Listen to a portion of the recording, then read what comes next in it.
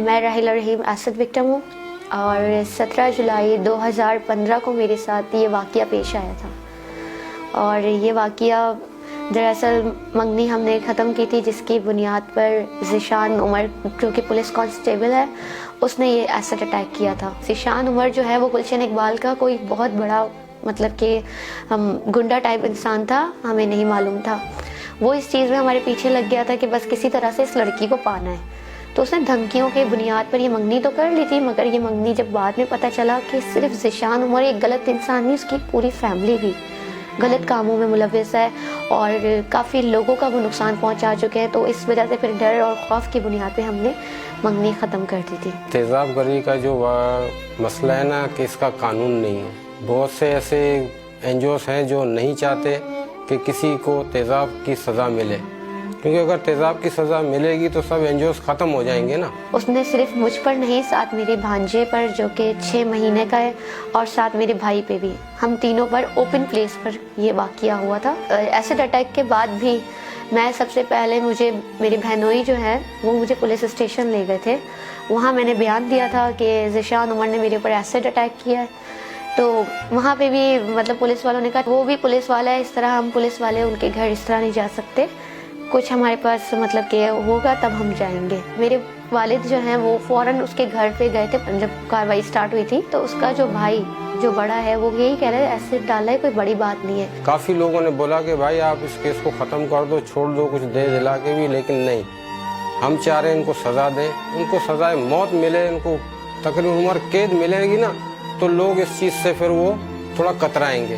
कराची में मुझे इस केस के बाद काफ़ी थ्रेट्स मिल रहे थे, यहाँ तक मुझे हॉस्पिटल में भी मारने की धमकियाँ वगैरह आई। और जब मैं बिल्कुल आईसीयू में थी तो डॉक्टर का गॉन था वो पहन के आया था।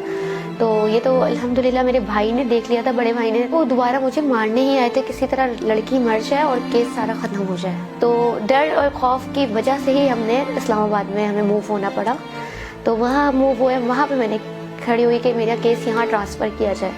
तो सुप्रीम कोर्ट ऑफ पाकिस्तान की मैं शुक्रगुजार हूँ कि जिन्होंने मुझे सिक्योरिटी लेटर दिया, ऑर्डर किया मेरे लिए और कहा कि ये केस आपका कराची से यहाँ मूव नहीं हो सकता। यहाँ पे पुलिस की सोर्स बहुत ज़्यादा है, जो कि ज़ीशान उमर है। यहाँ तक कि मेरा एटीसी से केस जो हटा है वो उन्हीं की सोर्स की वजह से हटा है, क्योंकि केस मेरा शुरू में एटीसी में ही था। तो इन्होंने इतनी सोर्स लगाई जिसकी वजह से वो हाई कोर्ट में फाइल किया, हाई कोर्ट ने सेशन कोर्ट में भेज दिया। तो मुजरिम थे जिनमें से एक को बेल मिल गई है और ज़ीशान उमर ने उसी के अगेंस्ट, यानी कि इसको मिल गई है बेल तो मुझे भी मिलनी चाहिए, तो उसी की वजह से उसने भी बेल एप्लीकेशन लगाई हुई है। अभी भी जब वो कोर्ट में आता है ज़ीशान उमर, बिल्कुल वो लगता ही नहीं जेल से आ रहा है, बिल्कुल वो कंडीशन होती है लगता है घर से आ रहा है और हम लोग जेल से आ रहे हैं। 5 साल हो गए हैं, सुनवाई नहीं हुई मेरी। वो कोई ना कोई फाइल लगा लेते हैं सामने वाली मुखालिफ पार्टी, मतलब विक्टिम मैं हूँ, मेरा आने का मतलब कि चांस ही ख़त्म हुआ हुआ है, मैं जा नहीं पाती कि मेरी सुनवाई हो। मुझे कोर्ट में अभी तक जज के सामने सुना नहीं किया। केस के मामले ये कि बस केस चल रहा है, डेटें चल रही हैं, बस 5 साल से धक्के ही खा रहे हैं। पहले भी 2 वकील कर चुके हैं तो मायूसी थी, अब अल्हम्दुलिल्लाह एक वकील किया है। अब जो वकील है उन्होंने मुझे बहुत उम्मीद दिलाई और मुझे भी बहुत उम्मीद है कि इंशाल्लाह वो मेरी सुनवाई भी करवाएंगे, कोर्ट में मेरा बयान भी करवाएंगे। अब काफ़ी ज़्यादा उम्मीदें मुझे मिल गई हैं और हम अल्हम्दुलिल्लाह इस केस को छोड़ेंगे नहीं। हमें कितनी लालच दी जाए, हमें कितना ही ऊपर से दबाव हो, लेकिन नहीं छोड़ेंगे। इसको हम सजाए दिला के ही रहेंगे। ये पुलिस वाला है, इसकी नौकरी अभी तक ख़त्म नहीं हुई है, हम इसकी नौकरी भी ख़त्म करवाएंगे। यहाँ हमारा अपना घर था और अपना अब्बू का कारोबार था, सब कुछ अपना था। ये सारा कुछ इस इंसिडेंट के बाद सारा कुछ लॉस हो गया, क्योंकि हमें इस्लामाबाद मूव होना पड़ा अर्जेंट।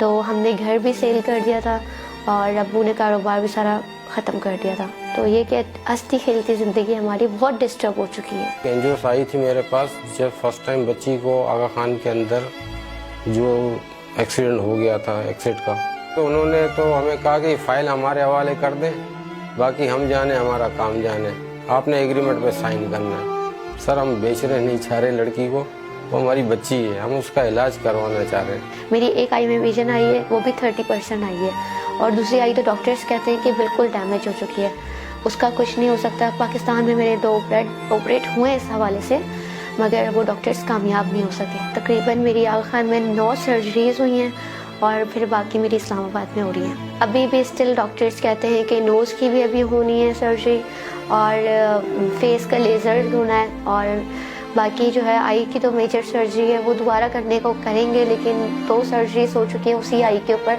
जब वो फेल हो चुके तो मैं दोबारा क्योंकि अजियत है, एक बहुत तकलीफ होती है, सर्जरी कराना बहुत आसान बात नहीं है। अगर कोई अल्लाह का वली है तो हमारी बच्ची की आँख बनवा दे, वो भी यहाँ पाकिस्तान में नहीं है, इसका इलाज है आउट ऑफ एरिया बाहर मुल्क में। अब हमारे इतने वसाइल नहीं है कि हम ये सारे अफोर्ड कर सकें।